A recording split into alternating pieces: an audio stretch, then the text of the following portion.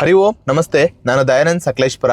ಧರ್ಮಸ್ಥಳ ಜನಜಾಗೃತಿ ಯಾತ್ರೆ ಧರ್ಮಸ್ಥಳದಿಂದ ಪುರಾತನವಾದಂತಹ ಒಂದು 800,000 ವರ್ಷಗಳ ಹಳೆಯದಾದಂತಹ ಹೊಯ್ಸಳ ಕಾಲದ 290 ದೇವಸ್ಥಾನಗಳು ಕರ್ನಾಟಕದಾದ್ಯಂತ ಒಂದು ಜೀರ್ಣೋದ್ಧಾರ ಆಗಿದೆ. ಆ ಯಾತ್ರೆನ ನಾವು ಮಾಡ್ತಾ ಇದ್ದೀವಿ. ಆ ದೇವಸ್ಥಾನಗಳಿಗೆ ಪ್ರತ್ಯಕ್ಷವಾಗಿ ಭೇಟಿ ನೀಡಿ ಮುಂಚೆ ಹೇಗಿತ್ತು ದೇವಸ್ಥಾನ, ಯಾವ ವಿಶ್ವಿನಲ್ಲಿ ಯಾವ ಅವಧಿನಲ್ಲಿ ಇದು ಜೀರ್ಣೋದ್ಧಾರ ಆಯಿತು ಅಂತ ನೋಡ್ತಾ ಇದ್ದೀವಿ.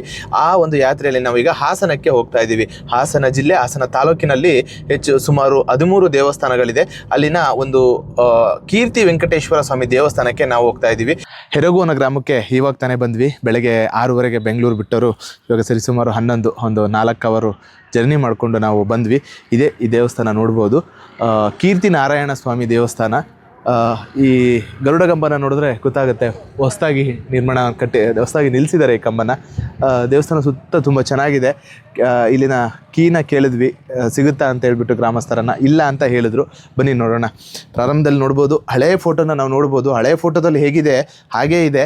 ಆದರೆ ಕೆಲವು ದೇವಸ್ಥಾನಗಳು ಕಲ್ಲಿನಿಂದ ಕಟ್ಟಿರೋದ್ರಿಂದ ಸೋರ್ತಾ ಇರುತ್ತೆ ಮತ್ತು ಶಿಥಿಲವಾಗಿರುತ್ತೆ, ಅದು ಕಾಣಿಸಲ್ಲ. ಹಂಗಾಗಿ ಪೂರ್ತಿಯಾಗಿ ತೆಗೆದು ಹೊಸದಾಗಿ ಜೀರ್ಣೋದ್ಧಾರನ ಮಾಡಿರ್ತಾರೆ. ನೋಡ್ಬೋದು ಈ ಥರ ಕಂಬಗಳ ಆ ಕಡೆ ಈ ಕಡೆ 2 ಇದೆ. ಹಾಗೆ ಶಿಲಾಶಾಸನ ಕೂಡ ಇಲ್ಲೇ ಪಕ್ಕದಲ್ಲೇ ಇದೆ. ಬನ್ನಿ ಶಿಲಾಶಾಸನವನ್ನು ನೋಡಿ ಅದು ತಿಳ್ಕೊಳ್ಳೋಣ ವಿವರವನ್ನು. ಇಲ್ಲಿನ ಶಿಲಾಶಾಸನದ ಪ್ರಕಾರ 17/11/2002 ಈ ದೇವಸ್ಥಾನ ಜೀರ್ಣೋದ್ಧಾರ ಕಂಪ್ಲೀಟ್ ಆಗಿ ಇದೆ. ಇದನ್ನು ಶ್ರೀ ಕ್ಷೇತ್ರ ಧರ್ಮಸ್ಥಳ ಮಂಜುನಾಥ ಟ್ರಸ್ಟ್ನವರು ಮತ್ತು ಸರ್ಕಾರ ಹಾಗೂ ಇಲ್ಲಿನ ಗ್ರಾಮಸ್ಥರು ಸೇರಿ ಸರಿಸುಮಾರು 5 ಲಕ್ಷ ವೆಚ್ಚದಲ್ಲಿ ಈ ದೇವಸ್ಥಾನವನ್ನು, ಅಂದರೆ 22-23 ವರ್ಷದಿಂದನೇ 5 ಲಕ್ಷ ವೆಚ್ಚವನ್ನು ಮಾಡಿ ಈ ದೇವಸ್ಥಾನವನ್ನು ಜೀರ್ಣೋದ್ಧಾರವನ್ನು ಮಾಡಿರ್ತಾರೆ. ನಾವು ನೋಡ್ಬೋದು, ವಿಶೇಷವಾಗಿ ಈ ವಿಮಾನ ಗೋಪುರ ಈ ರೀತಿ ಕಲ್ಲಿನಲ್ಲಿ ಮಾಡಿರುವಂಥದ್ದು ಎಲ್ಲ ತುಂಬ ಕಡೆ ನಮಗೆ ಕಾಣಸಿಗುತ್ತೆ. ಇನ್ನೊಂದು ವಿಶೇಷ ಅಂತಂದರೆ ಮೇಲ್ಗಡೆ ಒಂದು ಕೃಷ್ಣನ ಚಕ್ರ ಇರುವಂಥದ್ದು. ಇದು ವಿಷ್ಣು ದೇವಸ್ಥಾನ ಆಗಿರೋದ್ರಿಂದ ಒಂದು ಅದನ್ನು ನೋಡಿದ್ರೆ ಗೊತ್ತಾಗುತ್ತೆ ಇದು ವಿಷ್ಣು ದೇವಸ್ಥಾನ ಅಂತ ಹೇಳಿಬಿಟ್ಟು. ಇಲ್ಲಿ ದೇವರು ಕೂಡ ಕೀರ್ತಿ ನಾರಾಯಣ ದೇವಸ್ಥಾನ ನೋಡಿರ್ತೀವಿ, ಆದರೆ ಕೀರ್ತಿ ನಾರಾಯಣ ಅನ್ನೋದೊಂದು ವಿಶೇಷವಾದ ದೇವಸ್ಥಾನ ಇದು. ಹಿಂದ್ಗಡೆ ನೋಡ್ಬೋದು, ಈ ಕಡೆ ಒಂದು ಕೂಡ ಪ್ರವೇಶ ದ್ವಾರ ಇದೆ ಹಿಂದ್ಗಡೆಯಿಂದ ಕೂಡ, ದೇವಸ್ಥಾನದ ಹಿಂಬದಿಯಿಂದ. ಹಾಗೆ ದೇವಸ್ಥಾನಕ್ಕೆ ಅನುಕೂಲ ಆಗಲಿ ಅಂತ ಒಂದು ಕಟ್ಟಡನ ಕಟ್ಕೊಂಡಿದ್ದಾರೆ. ಯಾರೋ ವಾಸ ಇರೋಂಗೆ ಅನ್ನಿಸ್ತಾ ಇದೆ, ಬಟ್ ಯಾರೂ ಇಲ್ಲ ಇವಾಗ ನಾವು ಬಂದಂಥ ಸಮಯದಲ್ಲಿ. ಬನ್ನಿ ಮುಂದೆ ಹೋಗೋಣ. ಬನ್ನಿ, ಹತ್ತಿರದಲ್ಲೇ ಇನ್ನೊಂದು ದೇವಸ್ಥಾನ ಇದೆ, ಒಂದು 7-8 ಕಿಲೋಮೀಟ್ರಲ್ಲಿ. ಅಲ್ಲಿಗೆ ಹೋಗಿ ಅಲ್ಲಿನ ದೇವಸ್ಥಾನವನ್ನು ಪರಿಚಯನ ನಾನು ಮಾಡಿಕೊಡ್ತೇನೆ.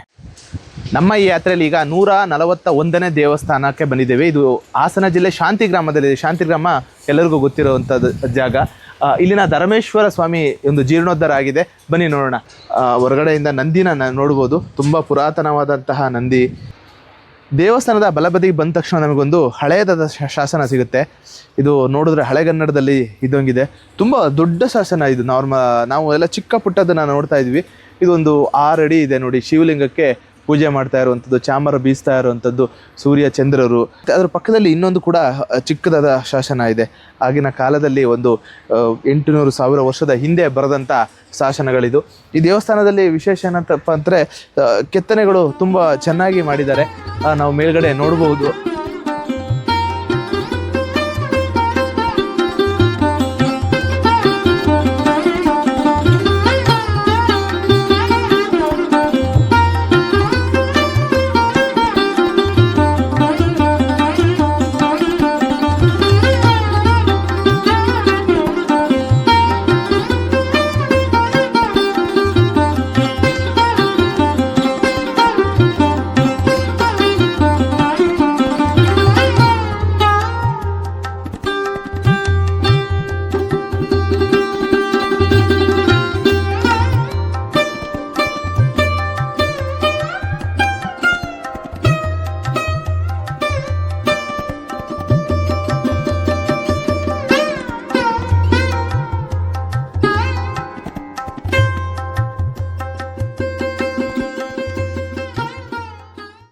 ನಾವೇನು ನೋಡ್ಬೋದು, ಇಲ್ಲಿ ದೇವಸ್ಥಾನದ ಹಿಂಭಾಗ ಹಳೆ ಕಲ್ಲಾದರೆ ಮುಂಭಾಗ ಪೂರ್ತಿಯಾಗಿ ಹೊಸ ಕಲ್ಲನ್ನು ಹಾಕಿದ್ದಾರೆ. ಅಂದರೆ ಶಿಥಿಲಾವಸ್ಥೆ ಹೋಗಿ ಕಲ್ಲುಗಳು ಸರಿಯಾಗಿ ಇಲ್ಲದಿರೋದ್ರಿಂದ ಪೂರ್ತಿಯಾಗಿ ಮುಂಭಾಗದಲ್ಲಿ ಹೊಸ ಕಲ್ಲುಗಳನ್ನು ಹಾಕಿ ಜೀರ್ಣೋದ್ಧಾರವನ್ನು ಮಾಡಿದ್ದಾರೆ.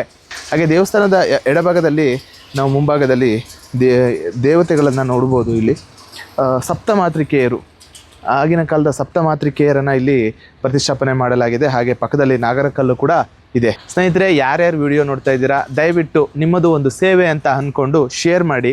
ಏಕೆಂದರೆ ವಿಡಿಯೋ ಎಲ್ಲರಿಗೂ ರೀಚ್ ಆಗಲಿ. ಎಲ್ಲೆಲ್ಲಿ ಎಷ್ಟೋ ಜನ ಹಾಸನದಲ್ಲಿರೋರಿಗೆ ಈ ದೇವಸ್ಥಾನ ಗೊತ್ತಿಲ್ಲ. ಈ ಥರ ತುಂಬ ಹಲವಾರು ದೇವಸ್ಥಾನಗಳಿದೆ. ಹಾಗೆ ನಿಮ್ಮ ಅಭಿಪ್ರಾಯ ಕೂಡ ತುಂಬ ನಮಗೆ ಇಂಪಾರ್ಟೆಂಟ್ ಆಗುತ್ತೆ. ಹಾಗಾದ್ರಿಂದ ಕಮೆಂಟ್ಸ್ ಮುಖಾಂತರ ನಿಮ್ಮ ಅಭಿಪ್ರಾಯಗಳನ್ನು ತಿಳಿಸಿ. ಧನ್ಯವಾದ.